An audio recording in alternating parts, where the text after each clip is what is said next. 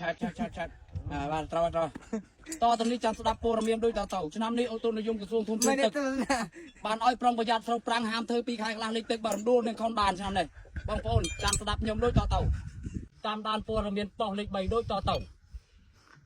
នេះបងប្អូននៅក្នុងប្រទេសកម្ពុជាបើថាសាំងឡើងថ្លៃបងប្អូនចម្ងាយត្រឹម3 4 5គីឡូបងប្អូនអាចដើរឬក៏ជិះកង់បានបងប្អូនយើងកាត់បន្ថយភាពក្រីក្រហើយបើសាំងឡើងថ្លៃបើយើងនៅតែចាក់សាំងជិះម៉ូតូវានឹងអស់លុយច្រើនអញ្ចឹងបងប្អូនកាត់បន្ថយក្រីក្រទី2អ្នកដែលធ្វើស្រែមកសុទ្ធថ្លៃអត់មានដៃលុយទិញសុទ្ធឲ្យតែមានគោយកមកឲ្យខ្ញុំបានខ្ញុំអាចដោះស្រាយជាលុយក៏បានជាបច្ច័យក៏បានធ្វើដើមទុនទៅទិញឲ្យដេញមកសុទ្ធតទៅទៀតហើយទី2បើបងប្អូនកសិករយើងក្នុងស្រុករបស់គ្នាបើជីឡើងថ្លៃយើងអាចសំចៃអាចគោទី1ទី2អាចមិនអាចធ្វើជីបាច់ស្រែខ្លួនឯងបានល្អដូចគ្នាយើងកុំយកបោះចិនពិបាកជំពាក់គេដូចខ្ញុំលក់ស្រែសគេអស់ហើយបាទទៅប្រាំងព័ត៌មានសូមចប់ខ្លីដោយប៉ុណ្ណេះនៅពេលនេះសំដីវា